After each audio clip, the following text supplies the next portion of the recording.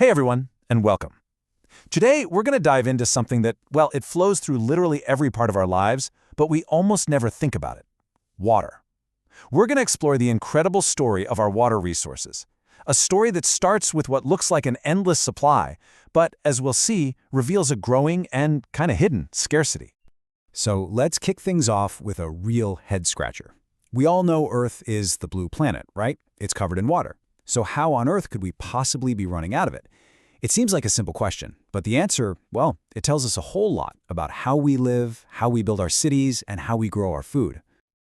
So here's the roadmap for our journey today. First, we'll tackle that illusion of abundance. Then, we're going to pinpoint the real reasons we have scarcity.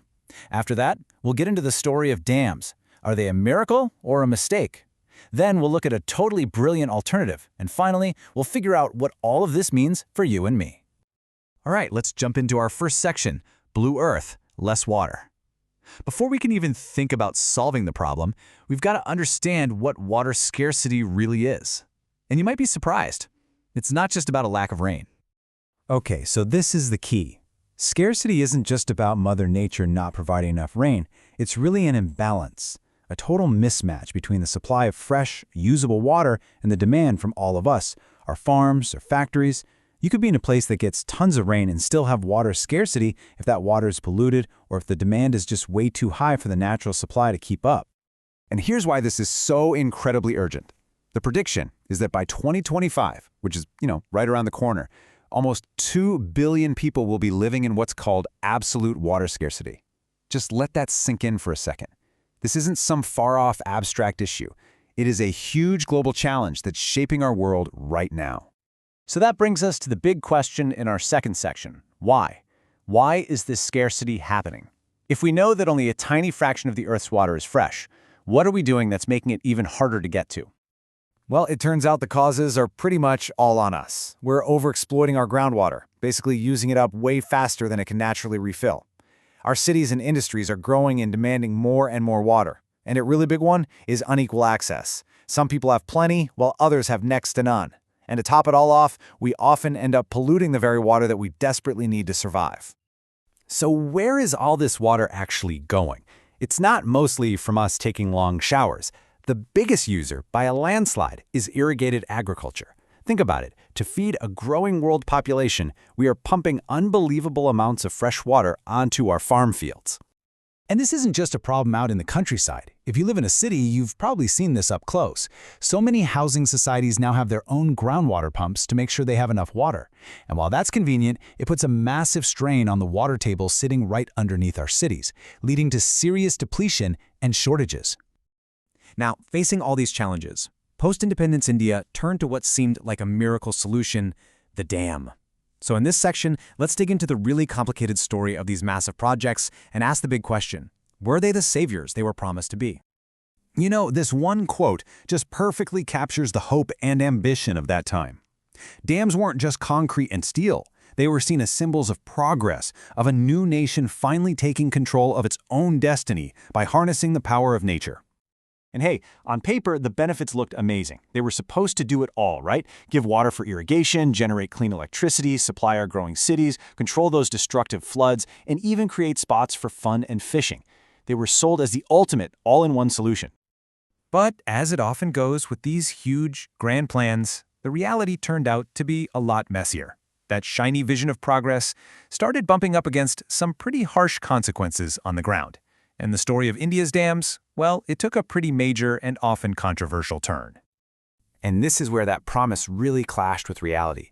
Dams that were built to control floods sometimes ended up making them worse because of all the sediment, silt and rock building up in the reservoirs. The massive irrigation they enabled sometimes degraded the soil over time, making it less fertile. And by blocking the natural flow of rivers, they basically chopped up ecosystems and devastated aquatic life, which sparked huge conflicts and protests, like the famous movements around the Narmada and Krishna Godavari projects. Okay, so if the big modern solution is full of problems, where do we look? Well, our next section explores an amazing alternative, and it shows us that sometimes the most brilliant ideas have actually been right under our noses for centuries. Just check out this timeline. Rainwater harvesting isn't some new age, trendy concept. It's an ancient Indian tradition. From clever diversion channels up in the Himalayas to absolutely massive artificial lakes and city water tanks, for centuries, people have been ingeniously managing water, all based on a really deep understanding of their local environment.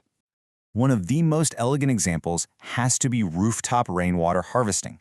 And the process is just beautifully simple. Rain falls on your roof, it travels down a pipe, it gets naturally filtered through simple layers of sand and bricks, and then it's stored safely in an underground tank to be used later.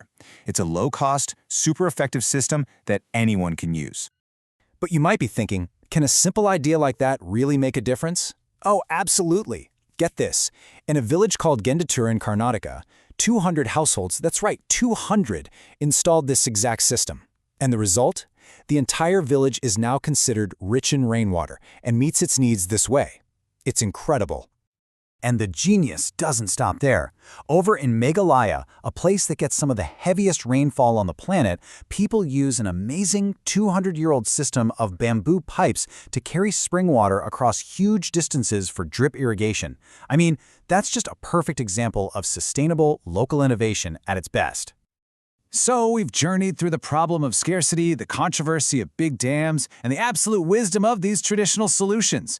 Let's bring it all home in our final section. What can we actually do? What are the big lessons here? So, here are the 3 big takeaways from our whole discussion. First, water scarcity is really a management problem, not just a rainfall problem. Second, while big dams do have their benefits, they come with some serious social and environmental side effects that we have to consider. And third, going back to traditional methods like rainwater harvesting gives us a powerful, sustainable, and community-focused path forward. And that leaves us with one final thought. You know, the story of water isn't just about big government policies and massive projects. It's also about the choices we make every single day. So the question I'll leave you with is this. Now that you know the story, what is one small thing you can change, starting today, to become a better guardian of this precious resource? Thanks for tuning in.